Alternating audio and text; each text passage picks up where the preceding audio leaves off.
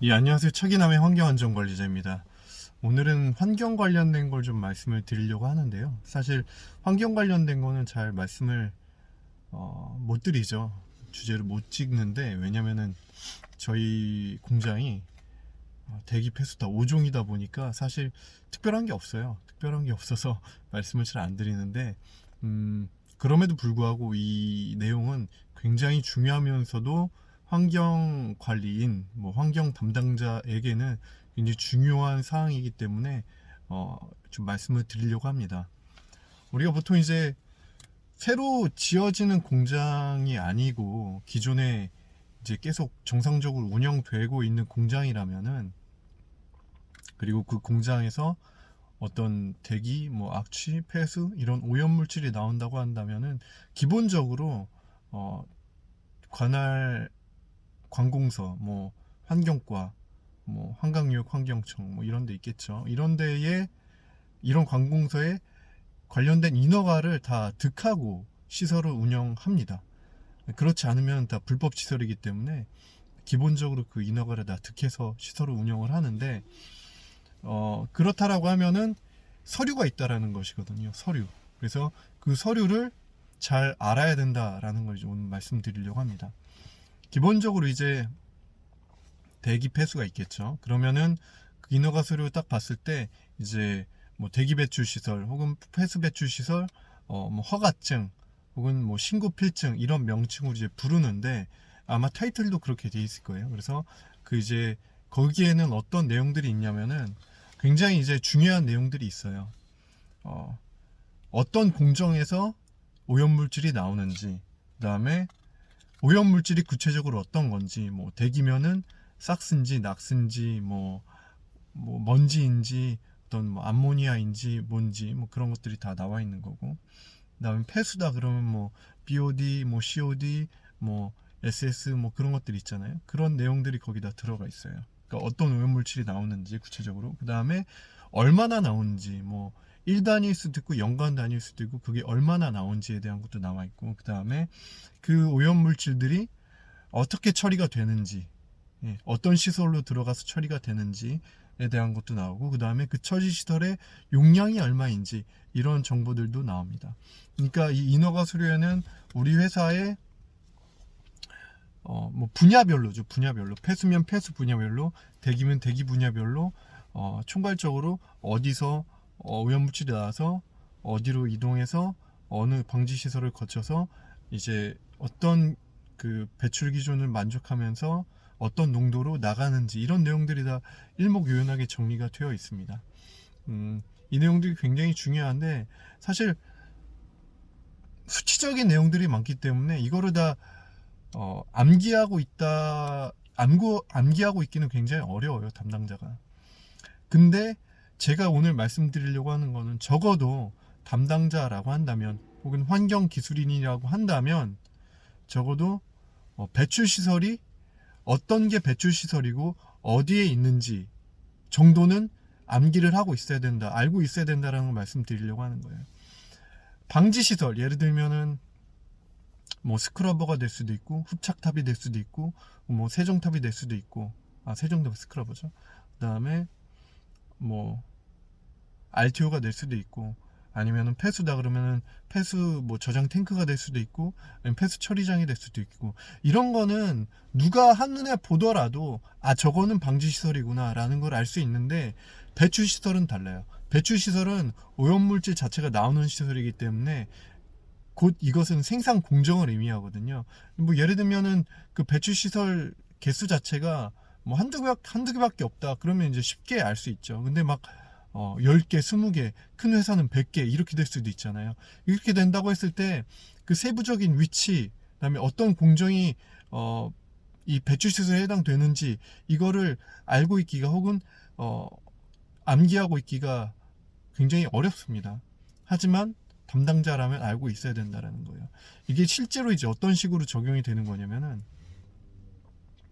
예를 들면은 관공서, 산단환경과, 환경과에서 점검이 왔어요. 그래서 인허가 서류 가져와 보세요. 인허가 서류, 신고필증, 허가증 이렇게 봐요. 그러면은 이제 우리 배출 시설 그리고 방치시설 가봅시다 라고 얘기할 거 아니에요. 그러면은 자신감을 갖고 안내를 해야 되잖아요. 자신감을 갖고. 근데 이제 방지시설은 그렇다 치고 배출시설은 잘 몰라. 내가 어디 붙어 있는지 잘 몰라요. 그러면 이제 거기서부터 완전히 꼬이는 거예요. 자신감 없어지고 그다음에 현장 가서 헤매게 되고, 그러면은 대본에 이 담당 공무원은 이 관리자는, 이 환경기술인은 시설에 대해서 관심이 없구나. 당연히 그럼 관리도 소홀하겠구나. 이런 어떤 선입견을 갖고 이제 접근을 하게 되고 부정적인 시각으로 접근하게 되고, 그러면 이제 안 보려고 하는 것도 보일 수밖에 없는 것이거든요. 그러니까 어떻게 보면은 그런 점검을 당했을 때 안 좋은 어떤 상황으로 빠질 확률이 굉장히 높다라는 거예요. 여기 있습니다. 이겁니다. 이거는 이런 거고요. 여기는 이제 이렇게 흘러가서 저 방지시설로 연결이 되는 것입니다. 딱 자신감 있게 이걸 안내를 하고 딱 보여주면은 거기서부터 어떤 공무원이 안 그럴 수도 있지만 어쨌든 감정적으로는 이 관리자에 대한 신뢰를 갖고 이제 출발할 수 있는데, 아니다, 자신감도 없고 잘 모른다 그러면은 이제 부정적인 시각으로 출발할 수밖에 없다라는 걸 말씀드리는 거예요. 그리고 당연히 기본적으로 환경 기술인이라면은 어떤 정기적으로 데일리 베이시스건 어떤 정기적으로 자기가 맡고 있는 환경 설비나 시설을 점검을 해야 되는데, 그때 또 중요한 게 인허가 내용과 이 배출 시설이 이제 매칭이 되는지, 그런 걸 항상 잘 확인하셔야 돼요. 예를 들면은 배출 시설은 10개로 잡혀 있는데 내가 현장에 가봤더니 그 10개가 아닌 거예요. 9개일 수도 있고 11개일 수도 있고. 사실 9개라고 한다면은 그건 좀 다행인 거예요. 빨리 이제 한 개의 시설이 빠진 거니까 그걸 확인한 다음에 인허가 변경을 내서 이제 10개에서 9개로 줄여 나가면 되는 건데, 근데 만약에 갔는데 11개예요. 이거는 지금 현재 허가를 받지 않은 어떤 무허가 배출 시설이 운영이 되고 있다는 것이거든요. 만약에 이런 상황에서 관공서 점검을 당했고 이 공무원이 이제 인허가 서류랑 매칭을 하는 과정, 현장과 매칭을 하는 과정에서 이 허가를 받지 않은 한 개의 배출 시설이 발견이 됐다. 그러면 이제 굉장히 큰 처벌을 받게 됩니다. 과태료인지 벌금인지 잘 기억은 안 나는데 어쨌든 굉장히 중한 처벌을 받을 수밖에 없다라는 거예요. 그래서 담당자는 이 배출시설, 방지시설은 너무 쉽게 알 수 있는 거니까 이 배출시설에 대해서 굉장히 많은 관심을 가져야 되고, 최소한 어디 붙어 있는지, 어떤 공정이 배출시설인지를 정확히 알고 인지하고 있어야 된다라는 것이고, 여기서 팁 하나를 드리자면은 아까 말씀드렸듯이 굉장히 숫자가 많으면은 이거를 빨리 알기가 어렵잖아요. 그래서 이 시설이 이 배출 시설입니다라고 거기다가 이제 명판 같은 걸 붙여놓으면 돼요. 명판 같은 걸 붙여놓고 그러면 인허가 서류 그 안에 공정도가 다 들어가는데, 그 공정도마다 어떤 게 배출 시설인지 다 그 생산 공정에 따라 나오거든요. 그럼 거기다가 이제 넘버링을 한 다음에 그 넘버에 따라서 이 명판, 현장에 그 배출 시설에 부착되어 있는 그 명판에도 넘버링을 하면은 딱딱딱 매칭이 되잖아요. 그런 식으로 관리를 하면은 내가 현장 점검을 다닐 때마다 저거는